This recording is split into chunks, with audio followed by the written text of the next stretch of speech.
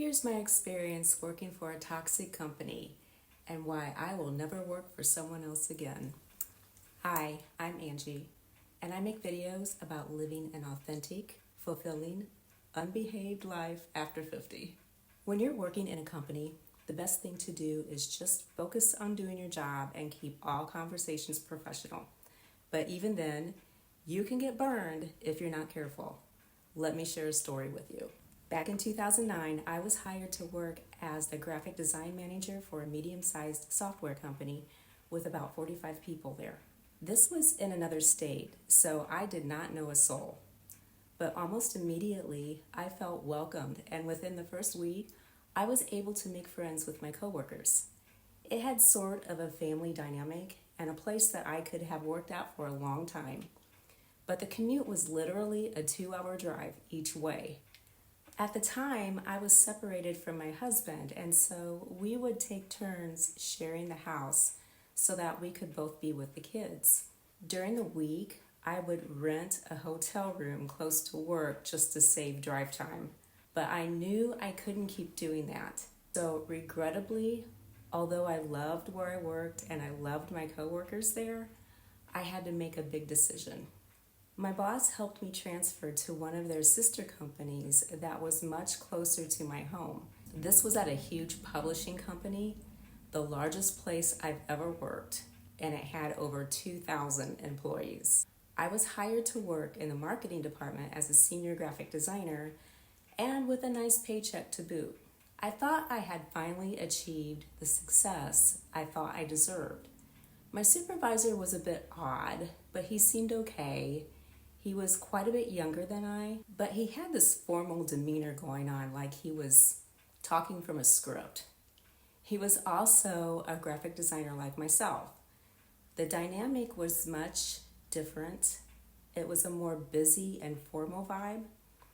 And my job kept me super busy, and the type of work I had to do required a lot of creative thought. So I didn't have a lot of time or energy to fraternize with my coworkers too much.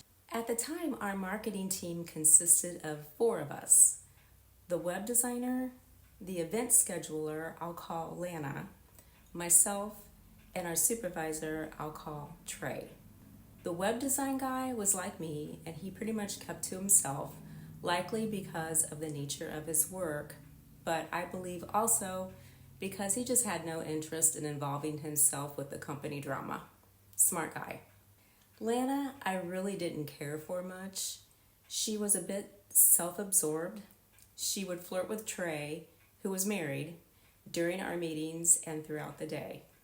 She wanted attention, and she acted like she was just all that. I remember a few times she would come over to my cube to chit-chat, again, mostly about herself.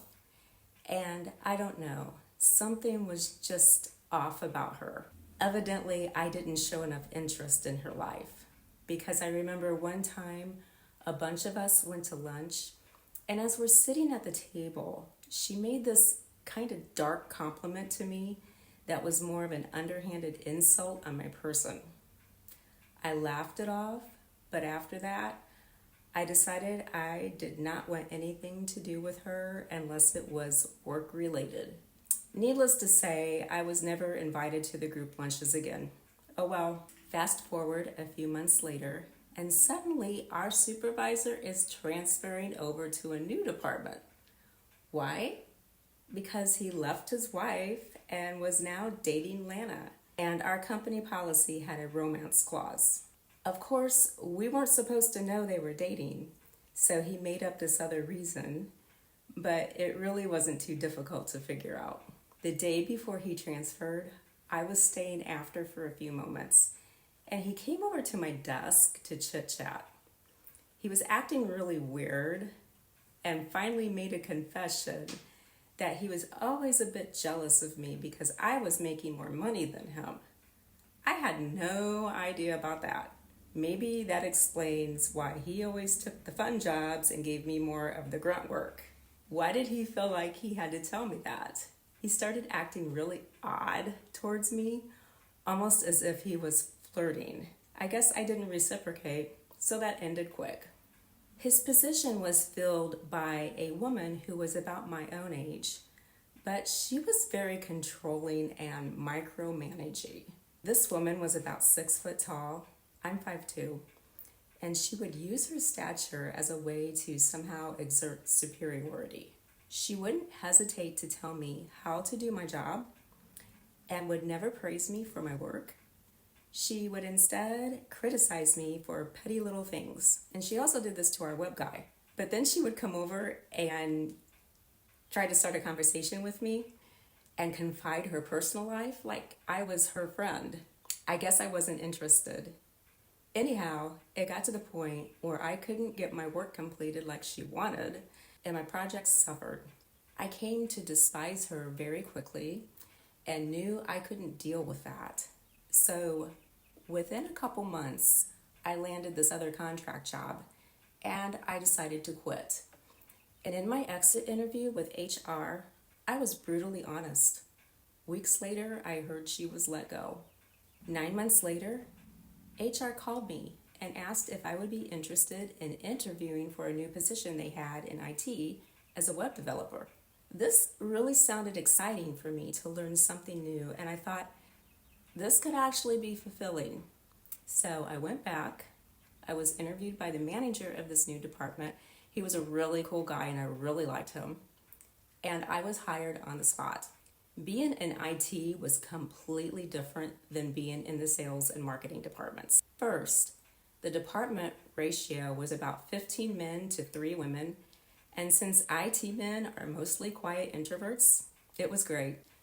It definitely had the OCD nerd vibe, but being somewhat of a nerd myself and pretty OCD with my work, I felt comfortable. I was able to concentrate and everyone pretty much left me alone. I managed about 9 different website accounts and I worked my tail off. I thought I was doing really well. Then all of a sudden, for some reason, my manager was laid off and he was never replaced. And we never found out why. This is what happens in a large corporation. So in essence, for a while, I was bossless. I still had my accounts, but no one to report to except the guys on my own. Don't say that. I still had my accounts, but no one to report to except the guys on my own web team who all worked remotely and the IT manager who really didn't know anything about what I was doing. It was a weird situation, and looking back, I think I was being what they now call quiet fired. I knew deep down my time was limited, but I was determined to stick it out. I was kind of in denial. One day, I remember the sales department manager. This was a lady with a lot of company clout, for whom I had much respect. She was always super friendly to me. Anyhow, she walked by my cube while I was checking my phone for a few seconds and complained to my IT manager that I wasn't doing my job. That was uncalled for. She had nothing to do with my department. Angry, I defended myself to the IT boss, and he just told me not to worry about it. Not long after that, I was called into HR and given notice that I was being laid off, supposedly because they were restructuring the company.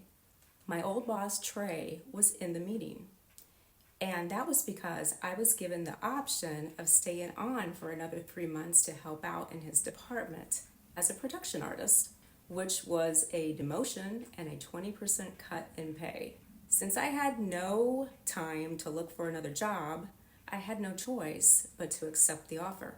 Being in there was really awkward. First of all, Trey was a cold fish to me, pretty much being a boss hole. I think he intended to treat me coldly, and at first I didn't know why, but now I do. He still resented me.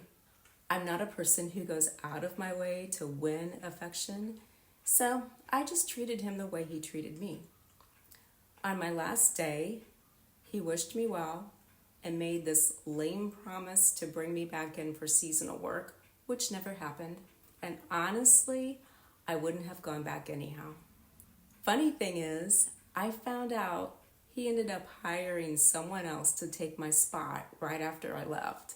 So really, they could have kept me there, but they didn't. And I'm 99% sure it was all intentional. It really seemed like Trey wanted me to suffer. I'm actually glad I didn't stay. Looking back, he did me this huge favor, and I'm over all of it. He's full of it. Moving on, I made a pact to myself that I would do whatever it took not to work for another company ever again. After I was let go, I had a little severance, but I knew I had to find another way to make money fairly soon. Years ago, I had this book cover design software developed that still provided me this nice little passive income. So I went ahead and I sold the software and the website, which did help out for a while until I could figure everything out. All of that was 9 years ago. Since then, I've kept my pact to myself. With some hustle, I've managed to make it work with my digital design shops and other design gigs. Has it been easy? No, not at all. But it has been fulfilling.